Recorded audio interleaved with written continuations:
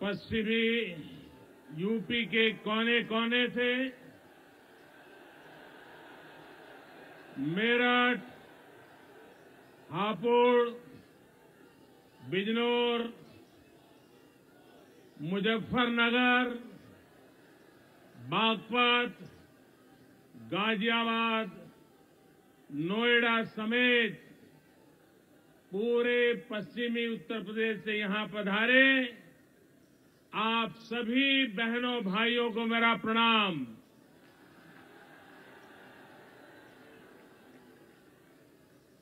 दिल्ली ही नहीं, दुनिया का मीडिया पूरब, पश्चिम, उत्तर, दक्षिण जिसे भी 2019 का जनादेश देखना हो वो इस जनसलाब को देख सकता है।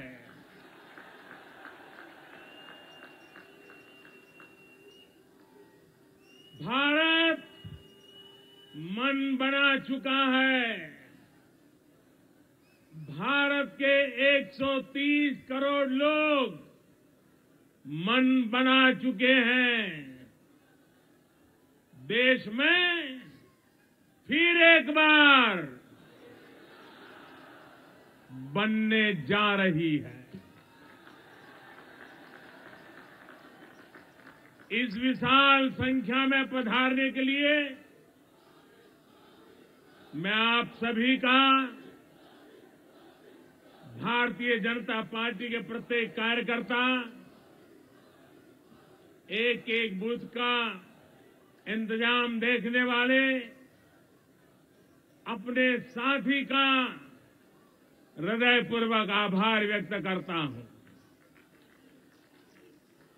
साथियों, 2019 के चुनाव अभियान की शुरुआत मेरठ से ही शुरू करने के पीछे एक वजह है। 2019 का ये चुनाव हर देशवासी की आकांक्षा, मजबूत भारत के सपने से जुड़ा चुनाव है। वही सपना, वही आकांक्षा जिसे दिल में लिए 1857 में इसी मेरठ क्षेत्र में स्वतंत्रता के आंदोलन का पहला बिगुल फूंका गया था। इसी गौरवशाली परंपरा को निभाने वाले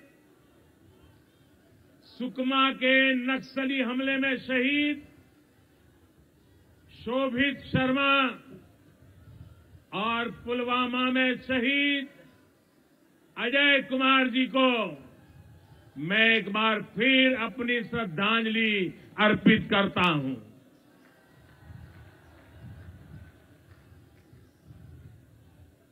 हम सबके आदरणीय चौधरी चरण सिंह जी को भी मैं नमन करता हूं।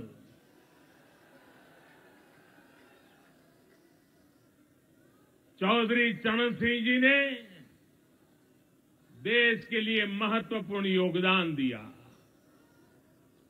चौधरी साहब देश के उन सपूतों में से हैं जिन्होंने देश की राजनीति को खेत खलिहान और किसान पर ध्यान देने के लिए मजबूर किया। साथियों, 5 वर्ष पहले जब मैंने आप सभी से आशीर्वाद मांगा था तो आपने भरपूर प्यार दिया था।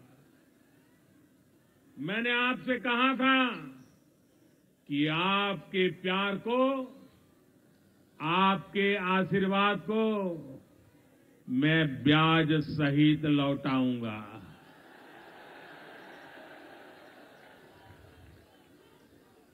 और मैंने आपको ये भी कहा था कि जो काम किया है उसका हिसाब भी दूंगा।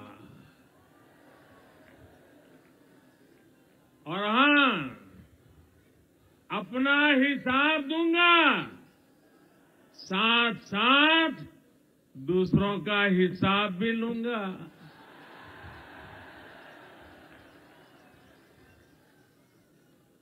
ये दोनों काम साथ साथ चलने वाले हैं और तभी तो होगा हिसाब बराबर।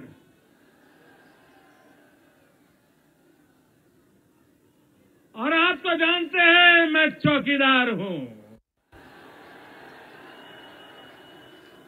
और चौकीदार कभी नाइंसाफी नहीं करता है। हिसाब होगा, सबका होगा, बारी बारी से होगा। आने वाले दिनों में देश के सामने एनडीए सरकार के 5 साल के काम तो रखूंगा ही, अपने विरोधियों से ये भी पूछने की जब उनसे पूछूंगा कि जब आप सरकार में थे, जब देश के लोगों ने आप लोगों पर भरोसा किया था, तो आप नाकाम क्यों रहे? क्यों देश का भरोसा तोड़ा? साथियों, आज एक तरफ विकास का ठोस आधार है, तो दूसरी तरफ न नीति है, न विचार है और न ही कहीं नीयत नजर आती है। एक तरफ फैसले लेने वाली सरकार है, तो दूसरी तरफ दशकों तक फैसले टालने वाला इतिहास मौजूद है।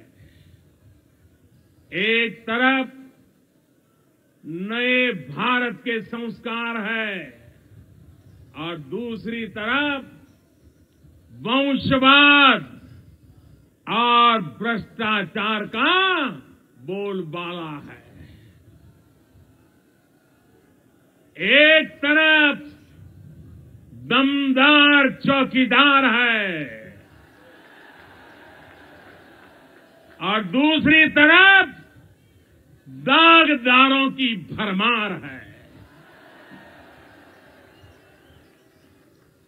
साथियों, हमारा विजन नए भारत का है, ऐसे भारत का जो अपने गौरवशाली अतीत के अनुरूप ही वैभवशाली होगा। एक ऐसा नया भारत जिसकी नई पहचान होगी, जहां सुरक्षा, समृद्धि और सम्मान के संस्कार होंगे।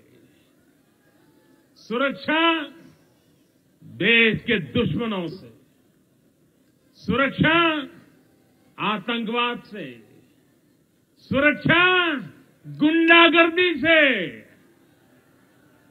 सुरक्षा भ्रष्टाचारियों से, सुरक्षा बीमारी से, समृद्धि साधनों और संसाधनों की, समृद्धि ज्ञान और विज्ञान की, समृद्धि संस्कृति और विचार की, समृद्धि हमारे आचार और व्यवहार की।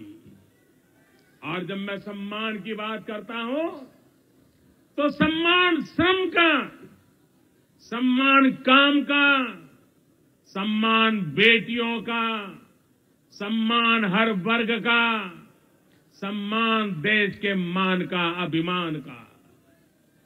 भाइयों और बहनों, इस देश ने सिर्फ नारे लगाने वाली सरकारें बहुत देखी है, लेकिन पहली बार ऐसी निर्णायक सरकार भी देख रहा है जो अपने संकल्प को सिद्ध करना जानती है।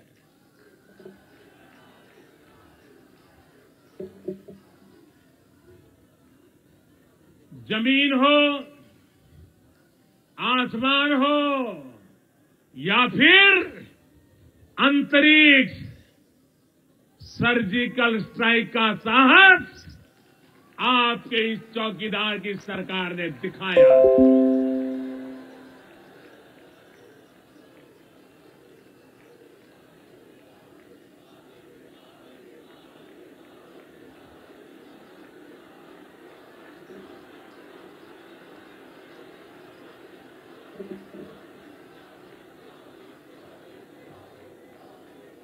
4 दशक से,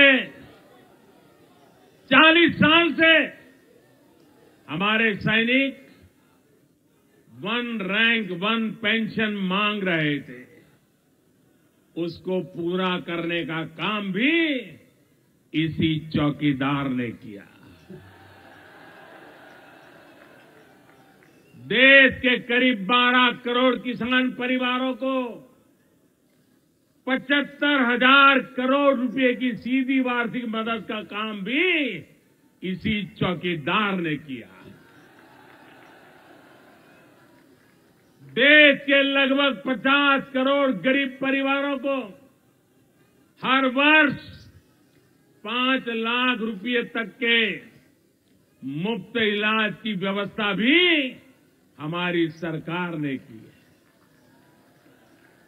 देश के 34 करोड़ गरीबों के लिए जन धन योजना के तहत बैंक खाते भी हमारी सरकार ने खुलवाए हैं।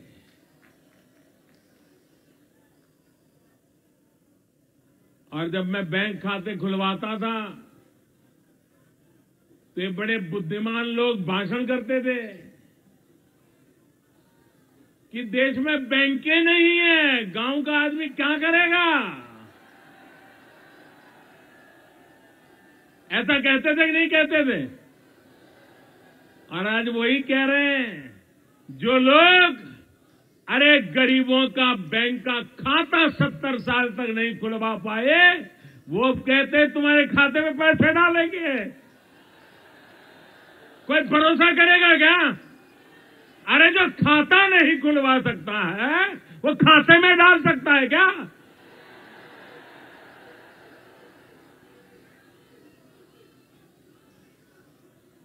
देश की 7 करोड़ से अधिक गरीब बहनों को मुफ्त गैस सिलेंडर देकर धुएं से मुक्ति देने का काम भी आपने हमें सेवा करने का मौका दिया, हमने करके दिखाया।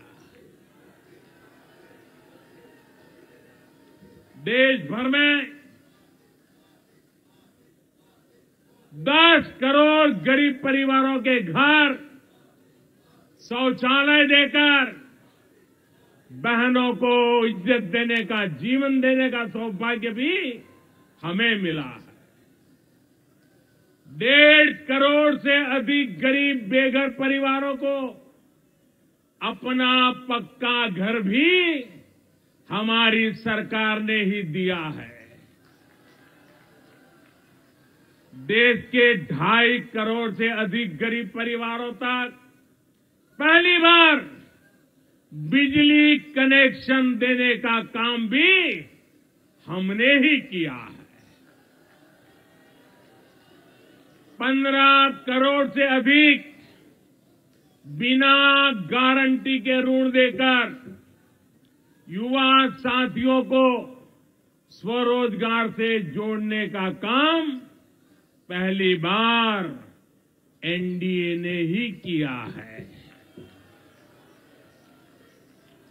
सामान्य वर्ग के गरीबों को,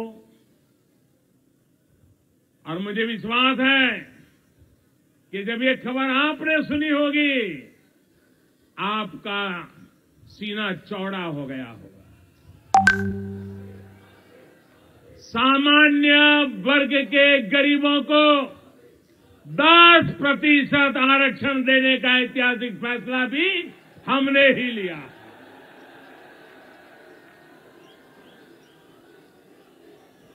देश के ईमानदार करदाताओं को 5 लाख रुपए तक की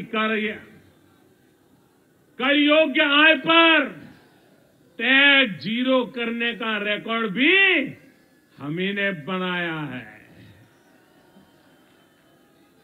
साथियों, समाज का ऐसा कोई व्यक्ति नहीं है और देश का ऐसा कोई कोना नहीं है जो विकास के हमारे इन कामों से अछूत रहा हो। सबका साथ, सबका विकास की हमारी यही सोच है जिस पर नए भारत का निर्माण हो रहा है। 11 अप्रैल को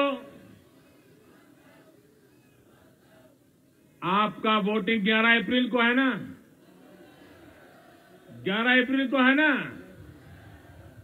11 अप्रैल को जब देश पहला वोट डालेगा,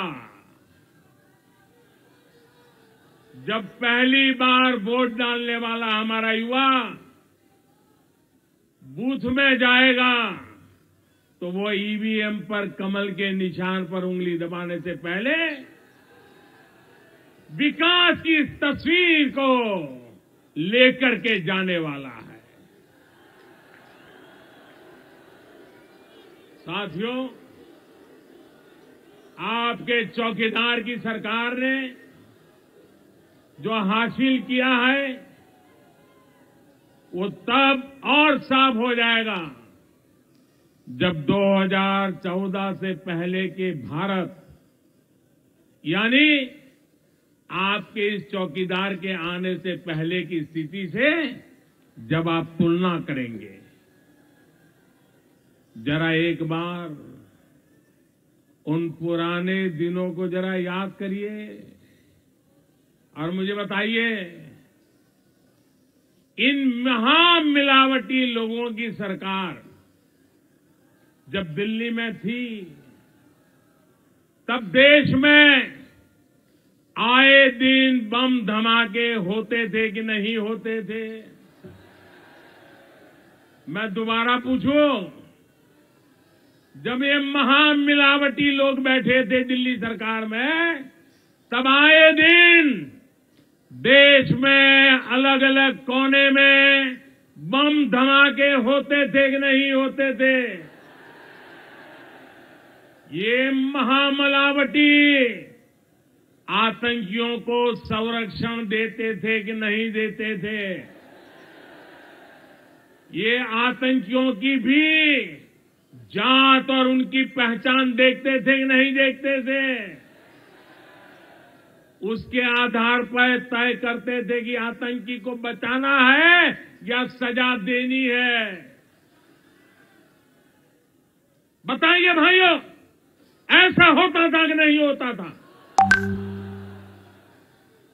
मुझे बताया गया है कि यहां मेरठ में जो विरोधी दलों के उम्मीदवार हैं,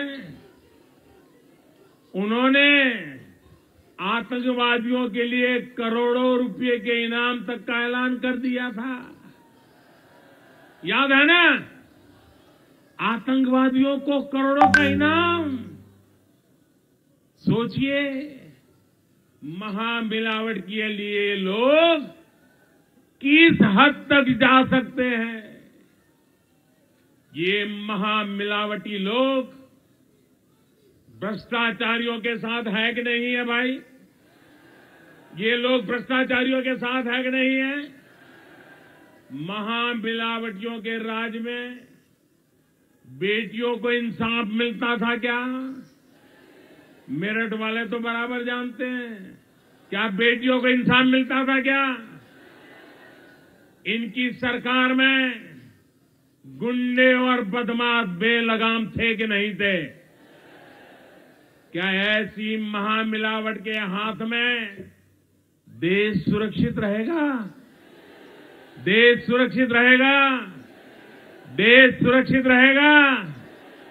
साथियों, मेरठ और पश्चिमी यूपी तो इनके कारनामों को भुगत चुका है।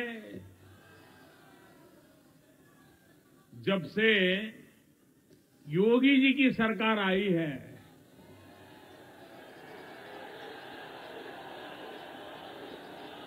तब से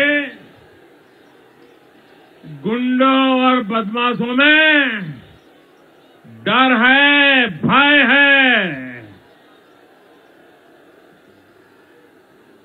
बेटियों के साथ अत्याचार करने वाले आज 100 बार सोचते हैं कि नहीं सोचते हैं, क्योंकि आपके इस चौकीदार ने ऐसे लोगों को फांसी तक का प्रावधान कर लिया है। ये बातें मैं आपको इसलिए बता रहा हूं क्योंकि हम सभी मिलकर बीते 5 वर्षों में भारत को जिस स्थिति से निकाल कर लाए हैं, इसको और मजबूत करना है। देश को और मजबूत करना है कि नहीं करना है? देश मजबूत होना चाहिए कि नहीं होना चाहिए? मजबूत देश के लिए मजबूत सरकार चाहिए कि नहीं चाहिए? अगर इन महामिलावटी लोगों को, ये जरा बराबर उत्तर प्रदेश के लोग समझ लें, अगर इन महामिलावटी लोगों को जरा भी मौका मिल गया तो ये देश उस पुरानी स्थिति में जाने में जरा भी देर नहीं लगने वाली।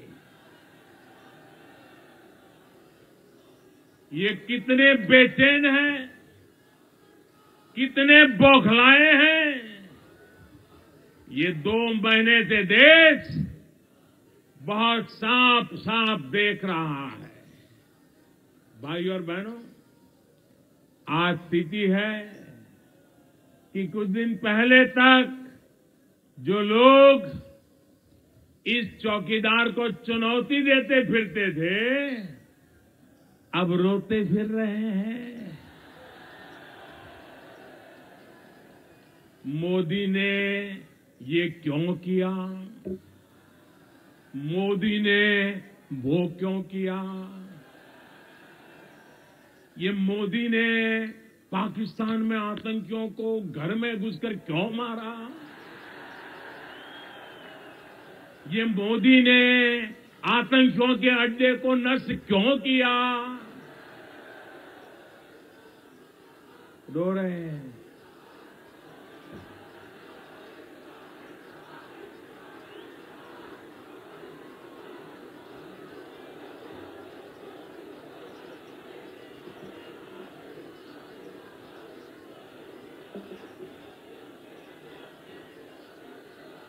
साथियों,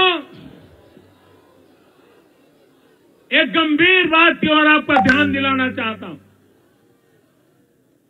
ये सारे महामिलावटी लोग आज कौन पाकिस्तान में ज्यादा पॉपुलर होगा, कौन पाकिस्तान में हीरो बनेगा, इसकी स्पर्धा में लग गए हैं। वहां की मीडिया में छाए हुए हैं। उनके नाम की पाकिस्तान में तालियां बज रही है।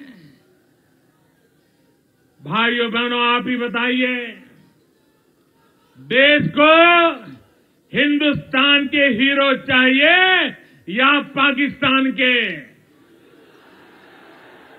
हिंदुस्तान के हीरो चाहिए या पाकिस्तान के?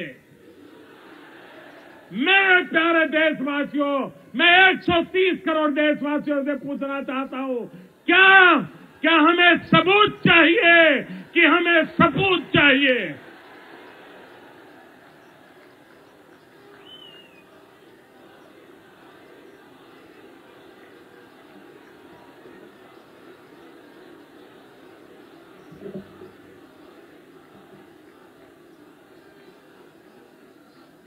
मेरे देश के सपूत, यही मेरे देश का सबसे बड़ा सबूत है।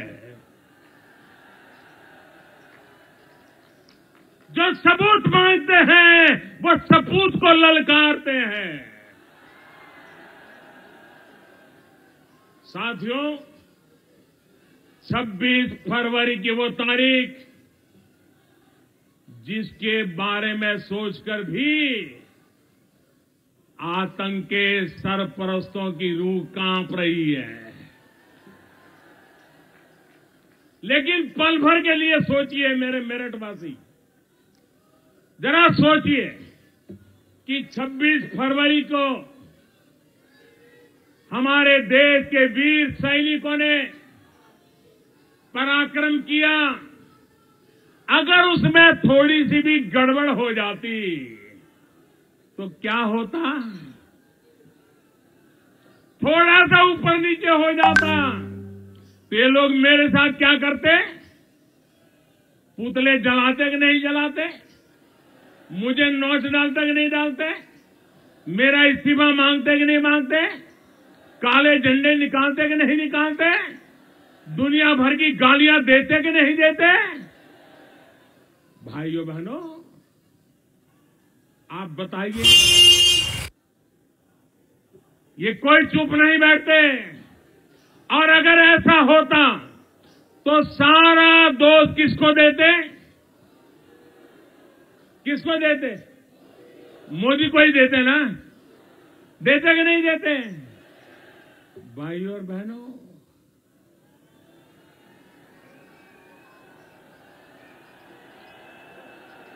आप आश्वस्त रहिए, मैं देश के लिए अपना सब कुछ दांव पर लगाने के लिए तैयार रहने वाला व्यक्ति हूं। कोई भी राजनीतिक दबाव, कोई भी अंतर्राष्ट्रीय दबाव आपके इस चौकीदार को डिगा नहीं पाएगा और न ही कोई इस चौकीदार को डरा पाएगा। मैं किसी तरह का बोझ लेकर के नहीं चलता, और बोझ रखूं भी क्यों? मेरे पास अपना है भी क्या? जो कुछ भी है वो तो देश का दिया हुआ है, आपका दिया हुआ है। जो देश ने दिया, जितना दिया है वो बहुत कुछ है। अरे चिंता तो उनको होती है जो कुछ खोने से डरता है, जिसको वंश और विरासत के बारे में सोचना है। नियत में खोट उसकी आती है जिसको सिर्फ और सिर्फ अपने परिवारों के हितों के बारे में सोचना है। भाइयों और बहनों, कल भी आपने देखा होगा कैसे अंतरिक्ष में हासिल की गई हमारे देश की महान उपलब्धि को इन लोगों ने नजरअंदाज किया। कैसी कैसी बातें बोली, मैं तो हैरान हूं। मुझे तो उनकी बुद्धिमत्ता पर भी सवाल उठने लगे हैं।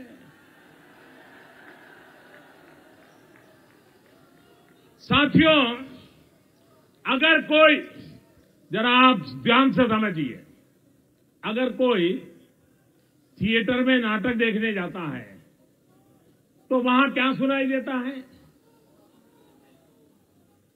वहां सुनाई देता है, अरे चलो भाई सेट तैयार है क्या? अरे सेट रेडी है क्या? अरे भाई सेट लगा दो। अरे सेट लागू हुआ होगा क्या? नहीं, ऐसा आता ही नहीं शब्द।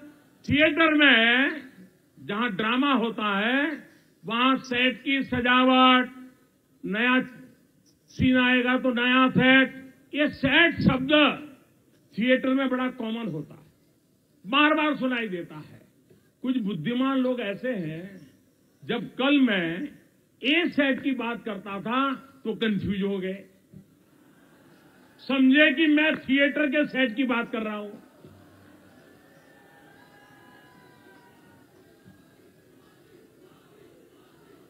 हम ऐसे बुद्धिमान लोगों पर रोए हैं, हंसे, जिनको थिएटर का सेट और अंतरिक्ष में एंटी सैटेलाइट मिशन ए सैट का समझ तक नहीं है। साथियों, आज जब भारत अपना सामर्थ्य बढ़ा रहा है, अपनी ताकत बढ़ा रहा है, अंतरिक्ष में चौकीदारी करने में समर्थ हो रहा है, तो इनके पेट में दर्द हो रहा है। मैं देश को आज भी फिर याद दिलाना चाहता हूं, याद रखिए कुछ लोगों ने कैसे सरकारें चलाई हैं, कैसे देश के सुरक्षा हितों से खिलवाड़ किया है। हमारी वायुसेना नया लड़ाकू विमान मांग रही थी, उनकी सरकार फैसले टालती रही, विमान हादसे होते रहे, उनकी सरकार फैसले को टालती रही। हमारे जवान बुलेट प्रूफ जैकेट मांग रहे थे, उनकी सरकार इस फैसले को भी टालती रही। आतंकी हमले में, नक्सली हमलों में हमारे जवान शहीद होते रहे, उनकी सरकार फैसले को टालती रही। हमारे वैज्ञानिक अंतरिक्ष में सैटेलाइट को मार गिराने की परीक्षण की मांग कर रहे थे, उनकी सरकार ने ये फैसला भी टाल दिया।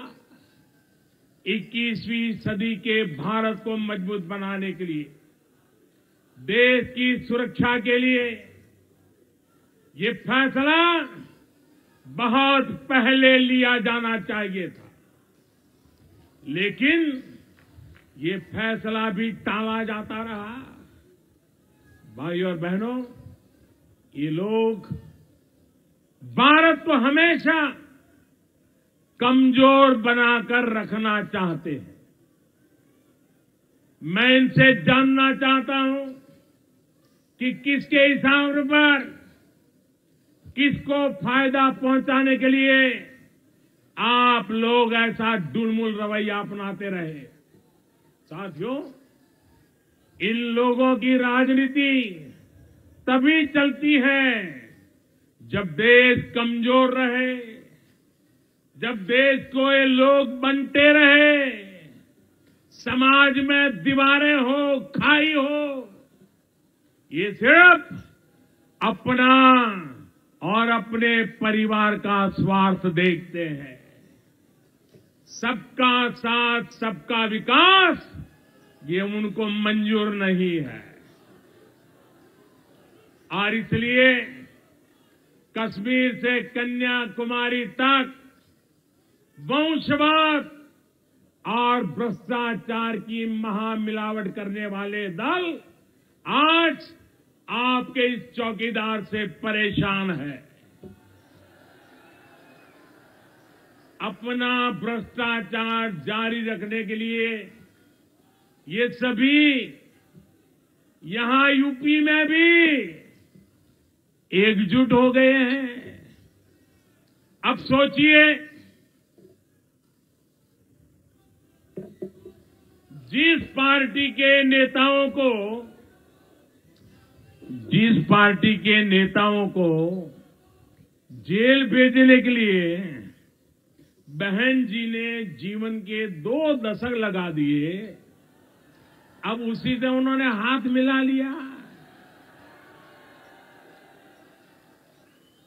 जिस दल के नेता बहन जी को गेस्ट हाउस में भी खत्म कर देना चाहते थे, अब वो उनके साथी बन गए। और यूपी में तो सब कुछ इतनी जल्दी जल्दी हो रहा है कि पूछिए ही मत। अभी पिछले चुनाव में 2 लड़कों का खेल देखा। ये 2 लड़कों से बुआ बबुआ तक पहुंचने में जो तेजी दिखाई गई है, बड़ी गजब है जी। भाइयों और बहनों, इन लोगों के लिए सत्ता से बढ़कर कुछ भी नहीं है, कोई भी नहीं है। ये वही लोग हैं जिन्होंने नारा बना रखा था, यूपी को लूटो बारी बारी। इसी नारे पर ये लोग बरसों तक चलते रहे, लेकिन साल 2014 में और फिर 2017 में यूपी के लोग इन्हें दिखा चुके हैं कि उत्तर प्रदेश को जातियों में बांटने की कोशिश अब सफल नहीं होगी। सब लोग जान गए हैं कि देश बचेगा तभी तो सभी समाज भी बचेंगे। इसलिए इस बार भी यूपी की जनता का फैसला 2014 और 2017 के चुनाव उससे भी ज्यादा शानदार आने वाला है। और मेरे भाइयों बहनों, ये याद रखिए, बोर्ड बदलने से दुकानें नहीं बदलती। सपा बसपा के शासन की पहचान यूपी के लोगों को दिया धोखा उत्तर प्रदेश के लोग भूले नहीं हैं। इनकी राजनीतिक महत्वाकांक्षाओं के दुष्परिणाम मेरे मेरठ को, हापुड़ को, कैराना को, मुजफ्फरनगर को सहने पड़े हैं, आपको सहने पड़े हैं। सपा के शासनकाल में हुए दंगों का देश, उसका दंश आप सब आज तक झेल रहे हैं। यहां स्थिति ये हो गई थी कि लोगों को अपना घर तक छोड़कर भागना पड़ा था। गुंडा राज किस तरह कायम था, आप इसके लिए भुक्तभोगी रहे हैं। मत भूलिए, ये वही लोग हैं जो 3 तलाक के खिलाफ कानून का विरोध करते हैं, जो कहते हैं कि 3 तलाक की वजह से महिलाओं की हत्या नहीं होती, कम से कम वो बच तो जाती है। क्या दिमाग है इन लोगों का? सोचिए किस तरह सोचते हैं लोग। मुझे तो ये भी पता चला है कि पिछले चुनाव में ऐसे ही लोगों के दबाव में मुस्लिम महिलाओं को वोट देने के लिए बाहर नहीं निकलने दिया गया। मैं हर मतदाता से आग्रह करूंगा, कितना भी दबाव हो, आपके वोट के अधिकार को जाने मत दीजिए। हिंदू हो, मुसलमान हो, भाई हो, बहन हो, युवा हो, शहरी हो, ग्रामीण हो, हर किसी ने वोट करना चाहिए। और इसलिए जो आप पर अत्याचार करते हैं उनके खिलाफ, अत्याचार करते हैं उनके खिलाफ, उनकी हरकतों को, उनके बयानों को आप भूले नहीं। उन्हें सजा देने के लिए 11 अप्रैल को अपने घर से जरूर बाहर निकले। भाइयों और बहनों, आप सभी साक्षी हैं कि कैसे इन्होंने यूपी के नौजवानों को भी धोखा दिया है, उन्हें भर्ती के नाम पर ठगा है। मेरठ सहित यूपी के हजारों नौजवानों का भविष्य कैसे कोर्ट कचहरी की फाइलों में दबा दिया गया था। मैं बधाई दूंगा योगी जी को, उनकी टीम को। उन्होंने इन महामिलावटी लोगों के पाप से बाहर निकालने का प्रयास किया। अब जो भर्तियां हो रही हैं उससे पश्चिम यूपी के हजारों युवा साथियों को लाभ हो रहा है। साथियों, यही स्थिति गन्ना किसानों की थी। मत भूलिए, बसपा के शासन में प्रदेश की चीनी मिलों को अपने कारोबारियों को औने पौने दाम पर बेच दिया गया था।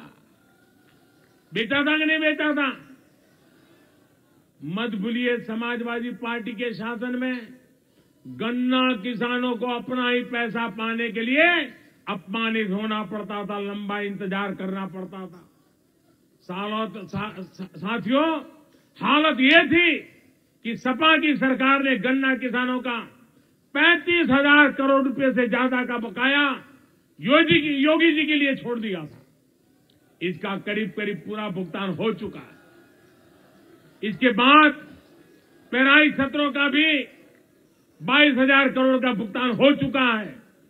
उत्तर प्रदेश में तो इन महामिलावटी दलों वाली सरकारों ने हाल कर रखा था कि गन्ना किसान एक साल गन्ना बेचता था और उसका भुगतान उसे अभी कभी 1 साल बाद तो कभी 2 साल बाद मिल रहा था। अब भाजपा की सरकार में इस साल का पैसा इसी साल मिल रहा है। मुझे पता है कि अभी गन्ना किसानों का बकाया है, पर मैं आपको भरोसा दिलाता हूं कि आपकी एक एक पाई दिलाई जाएगी। यहां पर हमारे मुख्यमंत्री योगी जी है, वो आपकी एक एक पाई दिलाएंगे और बहुत जल्द दिलाएंगे। भाई और बहनों, देश का किसान हमारे लिए अन्नदाता है। किसानों के लिए ऐतिहासिक कदम हमारी सरकार ने उठाए। दशकों से लागत का 1.5 गुना समर्थन मूल्य देने की मांग आप सभी की रही है, उसको भी हमने पूरा कर लिया है। यहां आए अनेक किसान साथियों को भी पीएम किसान सम्मान निधि की पहली किस्त सीधे बैंक खाते में अब तक मिल चुकी है। जिनको नहीं मिली है, उसके खाते में भी बहुत जल्द पहली किस्त पहुंच जाएगी। अब तो दूसरी किस्त का समय भी आ गया है। इसी तरह साल में 3 बार हर फसल से पहले छोटे किसानों को हर वर्ष ये मदद मिलती रहेगी। यूपी के 2 करोड़ से अधिक किसान परिवारों को हर वर्ष ये लाभ मिलने वाला है। साथियों, मेरठ और पश्चिमी यूपी में किसानों के लिए, यहां के नौजवानों के लिए, कामगारों के लिए एक और बहुत बड़ा काम हुआ है। ये काम हुआ है कनेक्टिविटी का। मेरठ को आज से करीब 34 साल पहले ही नेशनल कैपिटल रीजन में शामिल कर लिया गया था, पर यहां की स्थिति क्या थी ये आप लोग बेहतर जानते हैं। भाई और बहनों, 2014 के बाद हमने इस पूरे क्षेत्र को तेज और आधुनिक यातायात से जोड़ने का बीड़ा उठाया। कुछ दिन पहले ही देश के पहले regional rapid rail transit system यानी RRTS का शिलान्यास किया गया। इस सिस्टम के बन जाने के बाद मेरठ और दिल्ली के बीच में मेट्रो रेल जैसा सिस्टम बन जाएगा। इसके साथ साथ दिल्ली से मेरठ को जोड़ने वाले आधुनिक हाईवे का काम भी अब पूरा होने को है। इन तमाम सुविधाओं से यहां से दिल्ली की दूरी करीब करीब 1 ही घंटा रह जाएगी। इसके अलावा मेरठ से प्रयागराज तक गंगा एक्सप्रेसवे समेत तमाम सड़क और हाईवे प्रोजेक्ट पूरे पश्चिमी उत्तर प्रदेश में तैयार हो रहे हैं। मेरठ को हाईवे और रेलवे के साथ ही एयरवे कनेक्टिविटी के जरिए देश के हवाई नक्शे पर लाया जा रहा है। उड़ान योजना के अंतर्गत एयरपोर्ट और मेरठ में पासपोर्ट केंद्र की स्थापना का लाभ भी मेरठ के लोगों और यहां के उद्योगों को मिलने जा रहा है। साथियों, यहां के लोगों का जीवन आसान बनाने वाले, यहां की स्पोर्ट्स इंडस्ट्री को मजबूत करने वाले विकास के सारे काम पहले भी हो सकते थे, लेकिन पहले की सरकारों की नीयत ठीक नहीं थी। मुझे खुशी होती है अगर बहन जी ने भी कभी मुझे चिट्ठी लिखी होती कि मेरठ में ये काम करना है, इस सड़क को बनाया जाना है, लेकिन उन्होंने ऐसा कभी नहीं किया। मुझे खुशी होती अगर अखिलेश जी ने गरीबों के घर का मुद्दा उठाया होता, गैस का सिलेंडर अधिक से अधिक लोगों तक पहुंचाए, इसको लेकर टेलीफोन किया होता, चिट्ठी लिखी होती। मुझे खुशी होती अगर चौधरी अजीत सिंह जी किसानों की समस्या लेकर कभी मेरे पास आते, मुझसे चर्चा करते, अपने सुझाव बताते।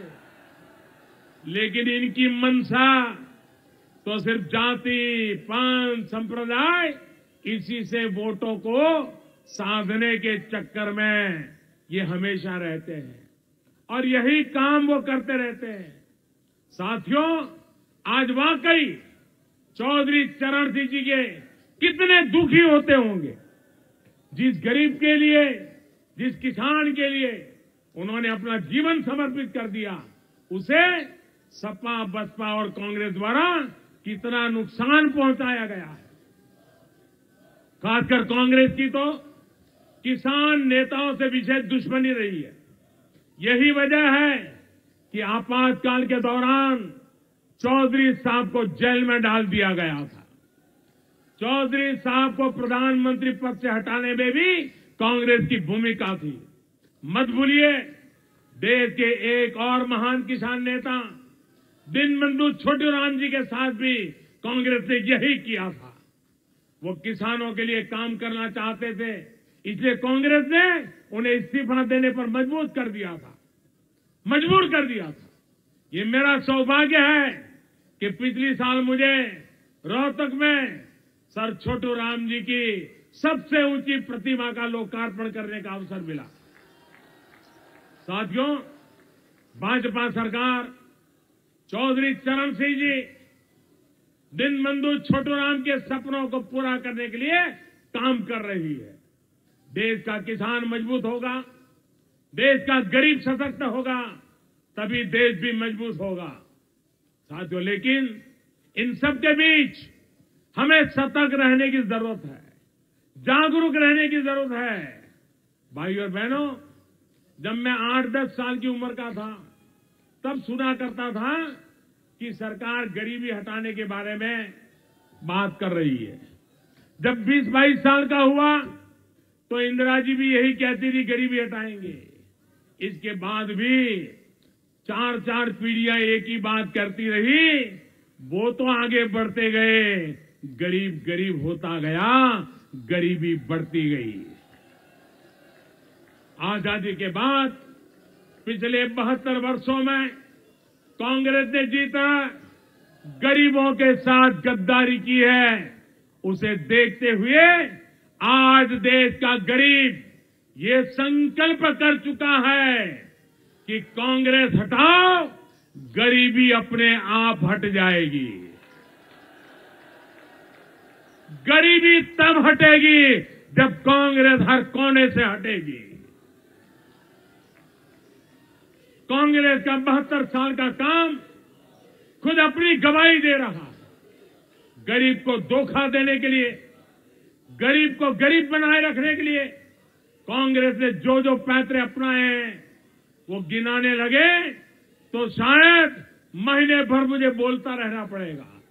मुझे पता है, गरीबों के साथ गद्दारी करने वाली कांग्रेस को देश का गरीब अब पूरी तरह हटाकर ही दब लेने वाला।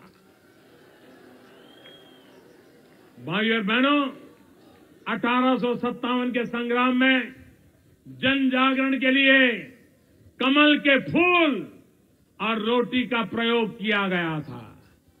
कमल को राष्ट्रीयता के प्रतीक के रूप में प्रसारित किया गया था। आज जब हम नए भारत का संकल्प ले रहे हैं, तो फिर उसी कमल के जरिए हम सबको एकजुट होकर आगे बढ़ना है। भाइयों और बहनों, जब आप सभी का समर्थन मिलता है, तभी एक मजबूत और निर्णायक सरकार बनती है। आपकी मजबूत और निर्णायक सरकार आपके लिए और आने वाली पीढ़ी के लिए एक नए भारत का सपना देखा है। एक ऐसा नया भारत जो विश्व में सबसे साफ और भ्रष्टाचार मुक्त लोकतंत्र के रूप में सम्मानित होगा। एक ऐसा नया भारत जहां हर व्यक्ति को मूलभूत सुविधाएं उपलब्ध होगी। एक ऐसा नया भारत जहां हर एक व्यक्ति स्वस्थ, सुरक्षित और शिक्षित होगा। एक ऐसा नया भारत जहां हर व्यक्ति अपनी प्रतिभा को निखारने का मौका प्राप्त करेगा और उसके पास आगे बढ़ने के समान अवसर होंगे। एक ऐसा नया भारत जहां हर मां बहन बेटी को इज्जत की और सुरक्षा की जिंदगी जीने का अवसर मिलेगा। एक ऐसा नया भारत जहां हर किसान को यह महसूस होगा कि खेती करना लाभदायक भी है और सम्मानजनक भी है। एक ऐसा नया भारत जहां हर जवान को यह महसूस होगा कि उसके सम्मान के लिए पूरा देश उनके साथ खड़ा है। एक ऐसा नया भारत जहां हर व्यापारी को देश के किसी भी भाग में अपना काम करने में सहूलियत होगी। एक ऐसा नया भारत जो विज्ञान के क्षेत्र में विकसित देशों की बराबरी करेगा। एक ऐसा नया भारत जिसकी अर्थव्यवस्था विश्व की 3 सबसे बड़ी अर्थव्यवस्थाओं में शामिल होगी। एक ऐसा नया भारत जो आर्थिक और सामाजिक प्रगति में सभी नागरिकों की हिस्सेदारी होगी। भाइयों और बहनों, यहां के भाजपा के उम्मीदवार को दिया गया आपका एक एक वोट, आपका एक एक वोट जब भी आप कमल पे बटन दबाएंगे वो सीधा सीधा मोदी के पास पहुंचने वाला है। साथियों, मेरठ से और मैं आपसे ये भी कहना चाहूंगा,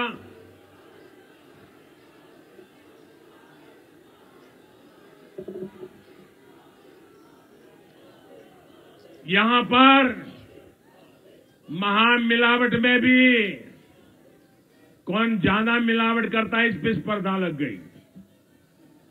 एक तरफ सपा, बसपा और आरएलडी यहां पर है। अब इसको जरा अलग तरीके से देखिए। सपा का स, आरएलडी का र और बसपा का ब, मतलब शराब। अच्छी सेहत के लिए शराब से बचना चाहिए कि नहीं बचना चाहिए? उत्तर प्रदेश की अच्छी सेहत के लिए शराब से बचना चाहिए कि नहीं बचना चाहिए? अच्छे भारत के भविष्य के लिए शराब से बचना चाहिए कि नहीं बचना चाहिए? तो सपा, आरएलडी, बसपा, ये शराब आपको बर्बाद कर देगी। भाइयों बहनों, मेरठ से भाजपा के उम्मीदवार भाई श्री राजेंद्र अग्रवाल जी, मुजफ्फरनगर से भाजपा उम्मीदवार भाई संजीव बालियान जी, इधर आइए, यहां खड़े, यहां खड़े।